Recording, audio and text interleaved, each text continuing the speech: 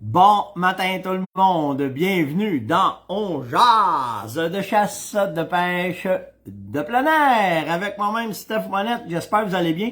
C'est un crème, il est bien carré mon chapeau un matin. Hein? C'est ça. Je vais attendre que vous embarquiez. À matin, on devrait pas avoir de bug. Je l'ai trouvé, c'était quoi qui faisait bugger hier, fait que à matin, on devrait être correct. Puis vous allez comprendre pourquoi j'ai mon chapeau de cowboy à matin. Deux raisons matin pour mon chapeau de cowboy. Donc, je vous laisse embarquer. Dites-moi d'où est-ce que vous êtes. Ah, vous voilà! C'est bien nice, ça. Ça devrait pas bugger, ça devrait être clair à matin. Là. Bon matin, Pat. Allô, Nathalie. Nathalie aussi de Kiners Mills. L'autre Nathalie, c'est Drummondville, je me trompe pas. Luc, c'est-il à matin? Salut, ma choupette! Éric Bouchard, il est là matin. Ça a l'air que vous avez de la neige en 5 crèmes en Gaspésie. Ici, ça vient, là. Il a tombé un bon 35-40 cm dans Laurentide, là. Fait que ça s'en vient, là. Vraiment, vraiment. Non, j'ai pas mis mon casque de tempête. Ben, je suis content de voir que c'était pas la fin du monde. Au moins, là, avec tout ce qu'il annonçait, là. Drummond, c'est ça, Nat, j'étais pas pire, hein? Donc, c'est vrai ça. Ah, j'en ai un qui s'en vient. C'est qui s'en vient, à cette heure-là? J'en ai un qui arrive, là. À 8 heures, ça commence à rentrer, ça va venir travailler. Les lumières allumées, ça veut dire qu'il ne restera pas. Il va repartir. Il s'en vient soit chercher quelque chose, ou pousser quelque chose, ou déjeuner quelque chose chez Pan, hein, parce qu'ils sont tout le temps de même. Quand ils viennent chez Pan, ils viennent chercher du stock. Ah! C'est Yann. Alors, c'est quoi la raison de ton venue ce matin, en ce dimanche, ici? Travaille à la ferme. Non, travaille à la ferme, ok. Ta gang, elle arrive ce matin? Ah, je sais pas, il y en a un, il y a un de mes chums, il était en plein déménagement, l'autre, il est pas rien. L'autre, il est pas vaillant. Il n'y a pas de nom. Non. Il n'y a pas de nom ici. Ok, merci, gars. Ok. Ok. J'ai du fioul dans mon truck, si tu peux. Non, c'est fait, il est rempli, je viens juste de le partir. Ah, bon, ben, Tigidou. Bon, ben. Je suis parti sur le tracteur, puis je suis un farmer. Fait qu'un matin, à la farm, tu vas-tu aller faire l'autre porte? Ouais. Ah, ok, parfait. Ben, je vais aller te voir après. Je vais me lever à 6 heures, mais là, je vais Ok. pas avec ça. Non, puis moi, ce matin, je suis en mode préparation. L'école El Florida. Ah, là, c'est quoi? Probablement demain matin de bonne heure. Ouais, demain matin de bonne heure, mon commencer Ah, de moi, je passer. regardais en tabarnak me prendre un vol, juste faire up and down 2 jours pour aller souper avec Jen sur le bord de la mer. T'es pas game! T'es pas game! On change de bien dans le temps des fêtes, hein? Ouais, exactement. Et là... Donc, ce matin, c'est drôle, hein, parce que le matin, je me lève, là. Hey, by the way, partagez, likez, invitez, partagez, s'il vous plaît, matin, ok? Ça serait cool. Puis, à matin, je me lève, ok? Je me lève tout le temps avant 5 et demi le matin. Puis là, je fais le tour, tu sais. Puis là, le matin, je me dis, oh, de quoi qu'on va parler? Tu sais, tu regardes dehors, il neige, on arrive dans, tu sais, à part la chasse au petit gibier qu'on peut faire, pas assez de neige, faire du skidoo. Fait que je fais, ouh, de quoi allons-nous jaser ce matin? Et, comme après 978 émissions, c'est vous autres qui donnez le terme, puis ça m'a fait... en fait, du compte, j'avais tellement hâte de venir vous parler après quand j'ai fini de mes sujets que vous allez capoter. Toi, tu vas poigner 5 minutes. Reste assis ici 2 secondes. Ouais. Tu vas voir tu vas voir le projet que je viens de pogner un matin. Non, reste assis. Laisse-moi faire mes lunettes. Comme mon grand-père dirait, comme mon grand-père dirait, combien ça coûte? Ah oui, c'est vrai ça. Ah oui, c'est vraiment ça en plus ce matin. Ok, je vais faire le tour des nouvelles. Premièrement, pour une rare fois qui existe, qui est arrivé, il y a eu un monsieur qui s'est fait... en fait, c'est un agent de la paix qui a été tué en Alaska et par un bœuf musqué. C'est pas conventionnel parce qu'ils sont reconnus surtout pour se protéger et non pas attaquer.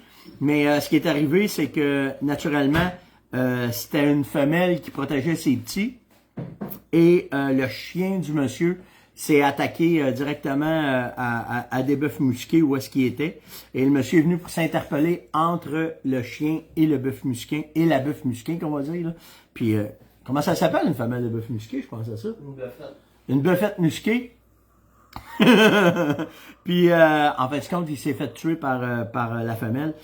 Pour vous donner une idée, il n'y en avait pas de bœuf musqué en Alaska. Ils ont été introduits dans les années 30 avec 34 individus. Et aujourd'hui, on parle qu'il y a en 2000, le dernier recensement qu'ils ont fait en 2000 en Alaska là-dessus, il y avait plus que 4000 têtes qui avaient été faites. Fait que, dans ce temps-là, il n'y avait pas peur, hein, d'introduire, puis pousser, puis essayer, puis ouais, puis ouais. Là-bas, il y en a, puis ça les dérange pas. Ben non, ça les dérange pas. Hey, la première raison... Attends, je veux juste être sûr là, que je brûlerai pas le punch. OK, ça c'est correct. Ah oui, hey, je vais juste faire une petite parenthèse un matin. Je trouve ça cool quand vous faites ça, mais... Puis pour vous conscientiser aussi là-dessus, Frank m'a écrit ce matin pour me dire, il m'a envoyé une belle photo d'un lever de soleil, puis il dit, tu sais, il dit, quand tu finis ton chat... il y a un qui dit un bison, une bisoune, ouais. Un lapin, une lapine, puis un éléphant. Et voilà. Donc, pour ceux, Frank m'a envoyé ça ce matin, une belle photo de lever de soleil, puis il dit, tu sais, il dit, quand tu finis ton quart de travail, puis il dit que tu arrives à la maison, puis tu vois ça, il dit, au moins, il dit, puis il dit, on écoute, on jase, il dit, on peut avoir confiance un peu en l'humanité. Ben, je prends 2 secondes un matin pour remercier Frank de ce message-là, mais surtout pour saluer tous ceux qui travaillent de nuit. Pendant que vous autres, vous dormez, là, ça a l'air de rien, là, mais il y en a qui font attention à notre sécurité, les policiers, les militaires, les pompiers, les docteurs, hein, souvent on les juge, là, mais souvent, un docteur, mais il y en a qui travaillent de nuit, là, OK? Il y en a qui font la différence. Puis les infirmiers, les infirmières, bien sûr, là. Puis je veux pas oublier, là, tous ceux qui travaillent de nuit, ceux qui s'occupent des bâtiments, les concierges, les déneigeurs, effectivement. Fait que, tu sais, tout ça un dans l'autre, là, fait que, merci d'avoir, tu sais, ça nous ramène, là, tu sais, ça te replace les pieds groundés quand tu reçois un message comme ça. Fait que merci à ceux qui se sacrifient la nuit pour que nous autres, on puisse bien dormir souvent. OK, après ça, pourquoi mon chapeau de cowboy le premier coup? Parce que c'est la fête à Ludovic Saint-Laurent. Ludovic, il y a 5 ans, pêche, chasse avec papa, il suit partout et c'est un adepte des chapeaux comme le mien. Alors, on fait partie de la même gang, nous autres, OK? Vraiment, vraiment, vraiment. Fait que, on y va avec ça. Puis, bonne fête, Ludovic. Vraiment, vraiment bonne fête, mon cher. Pour tes 5 ans, c'est ta journée. J'ai vu la photo que t'es dans ta cache. J'ai vu ta pêche. Papa m'a tout envoyé ça. Fait que papa Jérôme, il est bien, bien content de te dire bonne fête. Il nous écoute régulièrement à tous les matins dans On Jase. En tout cas, souvent les matins dans On Jase. Bon, êtes-vous prête? Êtes-vous prête à matin? Check. Là, regardez bien, là. Ce que je vais annoncer là, checkez-les bien, lui. OK? Quand on parle de passion, quand on parle de folie, à matin, là, j'étais assis, j'étais de même. OK? Pourquoi j'étais de même? Dans la revue 100% chasse-pêche, OK, qui est sortie en décembre, il y a un article de Christian de Beaumont. Allez lire ça. À saigner du nez un matin. Pourquoi? Il était à la chasse au Colorado, territoire libre, au mule. Je parlais de ça avec Astique! territoire libre. Parce que, ce qu'il faut que tu comprennes, là, c'est que dans ces États-là, il y a des gibiers vedettes. Ouais. Wapiti. OK? Ouais. Pour le wapiti, pour les non-résidents, c'est plutôt difficile. Mais là, on va se compter la vérité sur le mule. OK? Il y en a à moi. C'est un gibier qui en a beaucoup. C'est un gibier que la viande n'est pas super bonne. OK? Puis là, je vais arriver avec d'autres choses, OK? Parce qu'on en a mangé hier ou avant-hier, Cravin. Puis j'ai dit, je fais attention, ça goûte le mule. Viens-t'en. Prends-toi une chaise à la place, tu vas être trop beau. Ah non, OK, t'es correct. Ça se fait. Puis le mule, ça a un goût pas parfait, OK? C'est une viande qui est très, très... Ça goûte la viande. Ouais, ça goûte la viande sauvage, OK, vraiment. Fait que, vu que c'est pas un gibier super populaire, ben, les quantités sont là. Au Colorado, c'en est une place. Puis là, ben, le paysage. Puis dans l'article, là, je vous le dis, là, à matin, checkez bien ça, il explique tout de A à Z. Les liens pour les populations, la façon d'aller chercher son permis, tirage au sort, permis public, permis en terre privée, tout ça pour les résidents. On va s'appeler. Bonne question, c'est dans l'article. Ah ouais. Puis pas si pire que ça. Ah non? Ah, pas si pire que ça. On peut y aller. Fait que, dans l'article, là, il donne les liens, il donne les armes qu'ils utilisent, comment qu'ils font, la prospection, le road trip, l'avion, si tu veux y aller en avion, tout Tout. À l'arc? À carabine. Ouais, à carabine en plus. En carabine en plus. Ça, c'est rare, pareil. Fait que... non, je suis pas parti encore, je pars bientôt. Mais tu sais, tout ça pour vous dire que dans cet article-là, ça faisait longtemps que j'avais pas vu un article facile à lire comme ça, qui fait rêver. Puis le bout du bout, là, OK? C'est quand tu arrives au bout de l'article, il a fait une vidéo de sa chasse pour vous donner une idée comment est-ce que c'est, comment est-ce qu'ils sont installés, comment est-ce qu'ils ont fait leur chasse. Puis en plus, OK?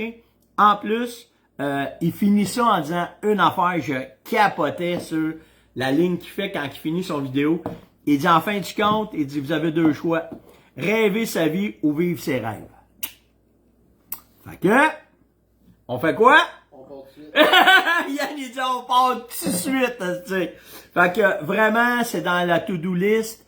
Vraiment de quoi de. On est quasiment rendu, je pense. Non, c'est loin nous autres. C'est loin de où est-ce qu'on est. Ouais, c'est dans le Midwest, là. C'est vérifie, ouais, fais Cody. J'ai pas regardé la ville, là. J'ai pas. L'article, je l'ai pas lu encore au complet.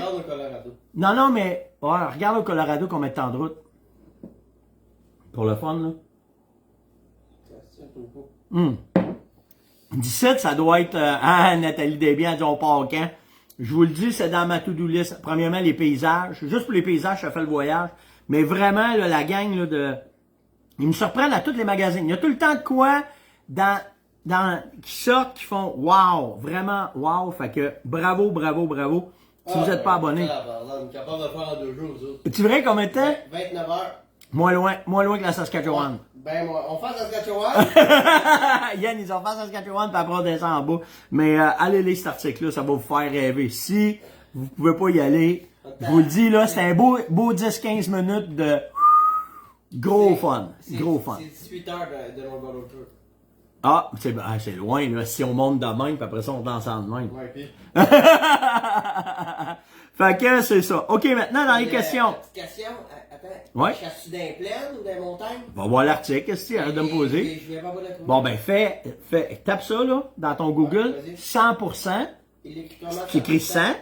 Ouais, 100. La boule là, avec la barre, là. Ouais. Marque chasse-pêche, magazine. Tu vas tomber dessus tout de suite. Merci. Michel, environ 3 jours aller, ouais, mais nous autres, on fait ça en 2 jours. 29 heures, mettons 30 29 heures, nous autres, on a fait Saskatchewan d'une stretch. 3 chauffeurs. Ben, c'est 2 jours et demi, pareil. 2 jours et demi. C'est quasiment la même affaire que l'Ouest. Ouais, c'est ça. C'est pour 6 heures, c'est pas grand-chose. Ouais. Ouais, je pars demain, là. Inquiétez-vous pas, là, je pars demain. Je laisse passer à la boîte. Il y a des gens en masse, là. Je vais laisser le temps les salles se passer. Puis dans sa côte est, dans les Adirondacks, là, c'est pas beau encore. Fait que je vais laisser passer ce temps-là, je vais partir après.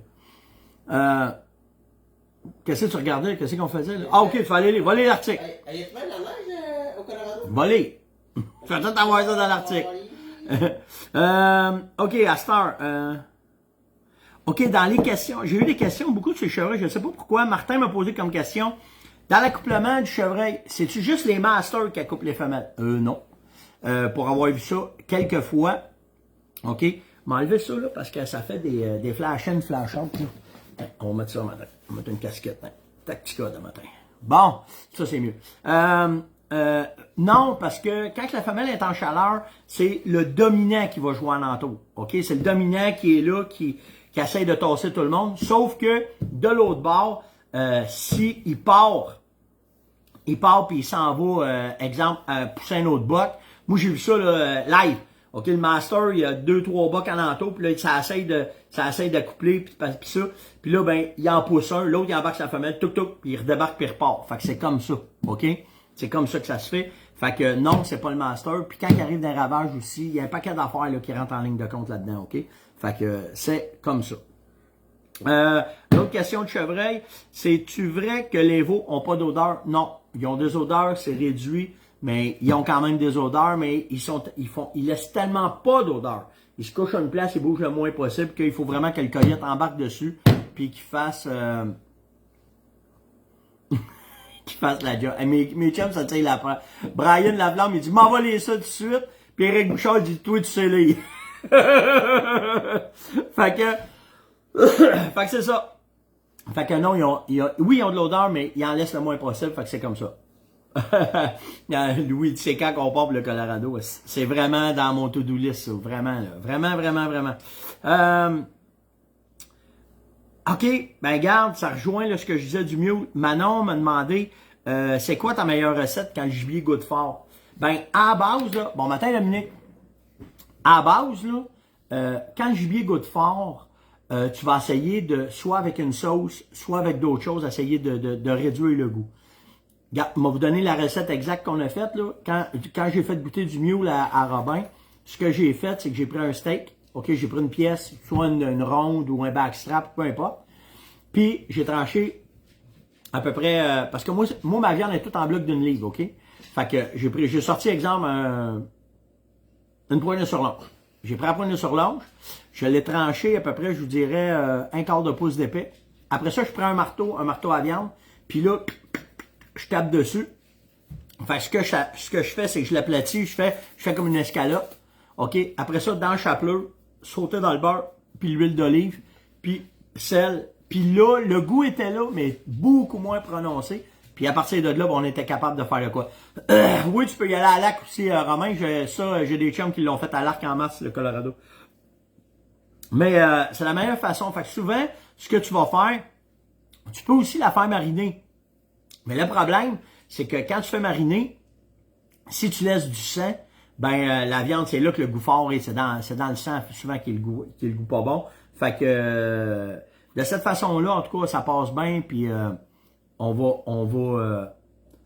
va s'en sortir avec des recettes pas pires. Mais comme je vous dis, de cette façon-là, en steak avec la chapelure, je le fais aussi avec de la farine. Ça marche, ça fait 2 bords, puis ça fait un job.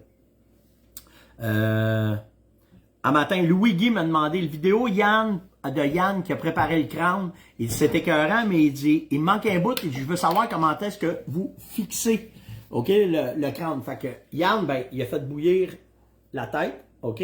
Puis quand tu arrives en arrière, OK, premièrement, tu rouvres la cavité comme ça. Dans l'ouest, c'est le même qu'il faut faire ça, OK. Ouais, t'as raison, André, tu laisses tremper dans le lait, mais il faut que tu changes le lait au moins 3, 4, 5 fois pour que tu enlèves le goût.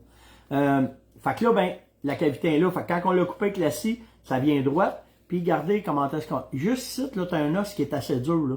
OK? C'est là qu'on vient mettre 2 petites vis avec un attache. Puis c'est de même qu'on vient l'accrocher après le mur. Puis là, ben, tu réussis à avoir ton panache sur le mur en... Attendez, je dépose ça. En style européen. Ouais, exactement, c'est mon mieux. En style européen. Fait que c'est la façon qu'on fait ça, Louis Guy. Pierre-Alexandre me demande, c'est quoi la différence entre un A300 et un A400? Et je sais qu'il y a une différence de prix. Oui, t'as à peu près 1000 de différence. OK? J'ai été voir les prix un matin, là, c'est entre 800 000 pièces de différence. En fait, c'est 2 fusils semi-automatiques, OK? Avec la technologie Beretta, c'est sûr. OK? Lui, il est un petit peu plus petit. OK? La différence... OK, c'est ça. Celui-là, ben, tu n'as pas toute la technologie d'anti-recul. OK, du A400. Fait que si tu prends le A400, puis le forcing cone n'est pas pareil non plus. OK? Donc, tu sais, la machine des machines, c'est le A400. OK? Pourquoi? Ben, tu as le système d'anti-recul là, tu as le pad qui est ici, puis tu as tout le système à l'intérieur, OK, de forcing cone, de la façon qui est faite. C'est ça la différence de prix. Le reste, c'est une question de fit. Quand tu vas le prendre, comment est-ce que tu vas le fitter? Une différence de prix, là, on s'entend, là, OK? Mais les deux vont faire la même job. On s'entend, c'est 2 semi-automatiques super fiables qui font la même job. Souvent, c'est le premier fusil. Les gars vont commencer avec un A300, vont voir comment ça va aller, puis après ça, ils vont switcher au A400. Mais tirer avec les deux, il y a une énorme différence. Sur le recul, sur la façon de prendre, le fit est vraiment pas pareil. C'est ça, la grosse différence des deux. Les deux sont multi-choke, tu peux échanger ici, ça. Ça, il n'y a pas de problème. Mais c'est surtout la façon que le fusil est fait pour le recul sur l'épaule que là, tu vas voir une grosse différence. Après ça, là, matin, je vais essayer de... Je veux pas rentrer trop technique, mais il y a une affaire, par exemple, que je vais essayer de vous laisser comme information. Sylvain m'écrit, Steph, avec la S20, OK, la S20 de Sako, à 308, jusqu'à quelle distance que je pourrais tirer avec? OK? Vu que le canon, il est plus court pour commande de chasse. Bon. Personnellement, là je vais peut-être faire capoter une gang, là, mais moi, ça n'a pas rapport avec le canon. ça a rapport avec deux affaires. Ben, en fait, une affaire. Ton habileté à tirer. That's it, that's all. OK? Si tu vas voir après ça, la carabine, c'est une chose, mais la façon que tu vas placer ta S20, OK? En fait, comment est-ce que tu vas la tuner pour toi? C'est là que tu vas être capable de faire de plus long tir. Puis là, on parle pas de chasse parce que la question que Sylvain me pose, c'est pour faire des trous d'une feuille, OK? Mais t'auras beau... Une fois là, que tu maîtrises bien ton tir, on va dire à 100 verges, OK? Que tu y vas. Après, tu seras jamais capable, en tout cas, tu as besoin d'être bon en 5 rèmes si tu n'as pas un bon scope, par exemple. Tu sais, faut que tu connaisses ton arme de fond en comble. Pour pouvoir être capable de commencer à faire des tirs précis, on va vous dire, mettons, au-delà de 200 verges. En fait, de faire grouper à 200 verges, grouper à 300, grouper à 400. Puis après, c'est de connaître la balistique de ta balle, puis comment est-ce que c'est, puis où est-ce que ça va, puis, OK? Il y a tout ça. Puis, pour vous donner une idée, là, c'est là que les tourelles rentrent en ligne de compte. Que là, tu sais, moi, ma carabine de chasse, là, est ajustée jusqu'à 400 verges. OK? Par contre, j'ajuste 0,50. Il n'y a pas assez de différence de 0,50 mètres de 0,100 mètres. Mais à 50 mètres, par exemple, je suis capable. Parce qu'à 100 verges, tu as une certaine ballonne qui se fait. Puis quand tu tires dans le bois sale, cette ballonne-là, des fois, elle joue. OK? Des fois, un pouce ou deux, ça fait la différence de passer une balle bien proche. Fait que ma carabine est ajustée à 50 mètres. 50 mètres, c'est droit, c'est straight, ça y va. Puis après ça, j'y vais pour aller au-delà à 100, 200, 300. Il n'y a pas assez. À 500 verges, je pense qu'il y a une différence de 2 pouces. D'ajuster à 50 verges, puis d'ajuster à 50. Tu sais, la drop entre 50 et 100 au bout, il n'y a pas assez de différence. Donc, pour moi, c'est important. Mais ça, là, c'est de la pratique. Faut que tu tires, faut que tu l'utilises, faut que tu joues avec ton gun. OK? Faut pas oublier ça. Après, faut que tu connaisses les balistiques de ta carabine. Faut que tu changes comment est-ce qu'elle va être. Que ce soit une 308, une 3006, une 300 Win, peu importe, faut que tu connaisses tes balistiques. Puis tu sais, après, ben là, tu sais, je me suis amusé un matin juste pour voir. OK? Si tu prends une 308, puis que là, t'oublies le gun, là. C'est comment est-ce que tu vas la monter pour être capable de faire des tirs à cette distance-là. Mais, par expérience, puis là, encore, c'est personnel, là, ce que je vais vous dire là, c'est comment est-ce que les tests que j'ai faits. À un moment donné, ton arme, elle plafonne. Tu seras plus capable de faire des tirs parce que il y a trop d'impondérables. Exemple, juste la gâchette. Si tu n'es pas capable d'ajuster ta gâchette, OK, puis tu as, exemple, on va dire ça de même, 6 livres sur ta gâchette. C'est pas ça, là, mais c'est ça quand même, là. OK? Ben, rendu à 300 verges, la pression que tu vas mettre sur le gun quand tu vas tirer, OK, quand tu vas, ben ça, là, juste le petit move que tu vas faire, tu seras pas capable de grouper à l'autre bout. Fait que c'est là qu'après, il faut que tu ailles avec des armes plus performantes. La S20, elle va te le donner. OK? Tu as l'ajustement de la gâchette que tu peux descendre très, très bas. La façon ton bedding, le bed de la carabine, comment est-ce qu'il est. Puis après ça, c'est là que tu vas être capable de faire des tirs à longue distance. Mais il faut que tu pratiques, il faut que tu connaisses ton arme. Puis surtout, il faut que tu connaisses les munitions que tu veux utiliser pour faire une balistique, tu vas être capable de le faire. Parce que, tu sais, à 300 verges, à 50 mètres, tu vas avoir une drop de 12 pouces. 12 pouces avec un scope, là, OK, t'es capable de gager. T'as des lignes dedans, tu pratiques, tu y vas. Mais quand t'arrives à 500 verges, que là, t'as 53 pouces de drop, puis que avec ton 49 clics que tu vas emmener, là, tu vas être, là, tout de suite, là, tu viens aller chercher la précision de ton scope. Puis si tu veux faire du 750 verges, ou bien tu veux faire du 1000 verges, ben, tu sais, à 750 verges, tu parles de 619 pouces de drop.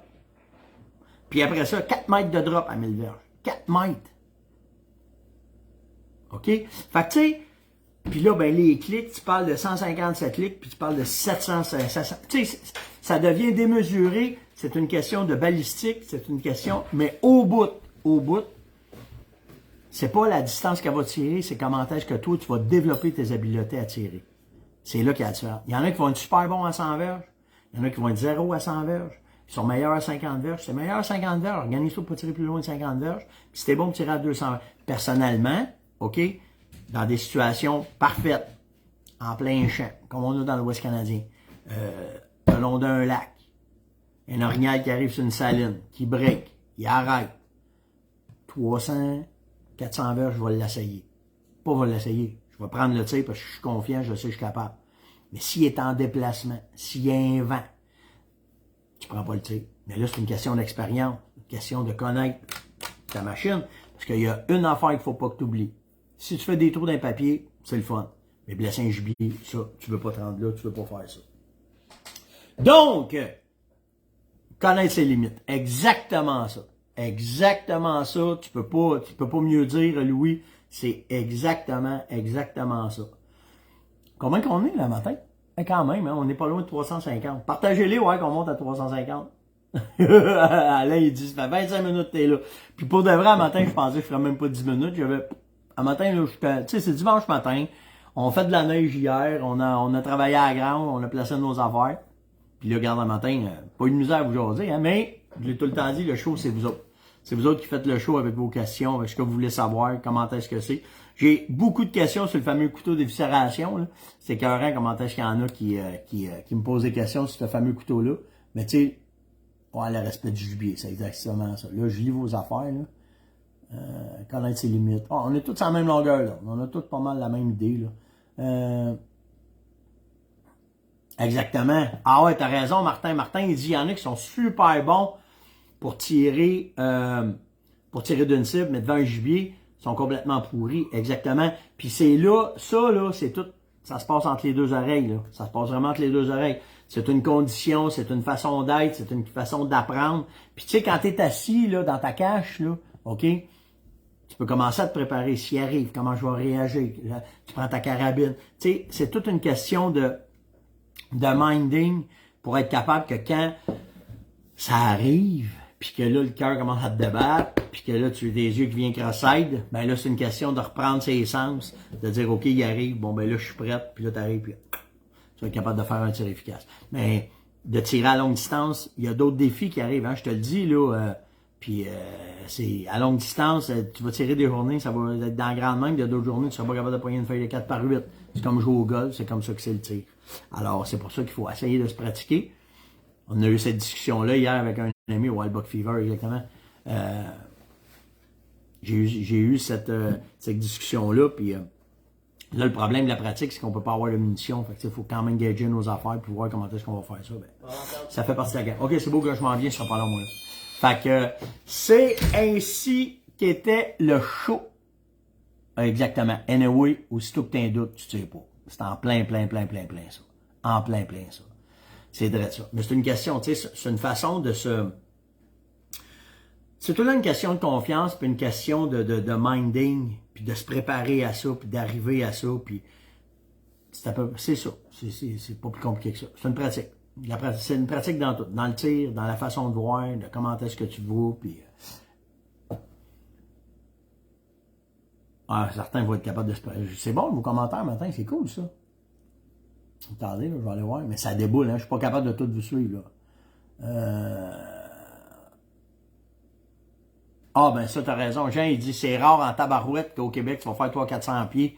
Exactement. C'est une question d'habitat. Puis c'est là que, tu sais, des fois, il y en a qui me disent, pourquoi t'as un gun? Pourquoi t'as plusieurs armes? Ben, ça dépend où je vais.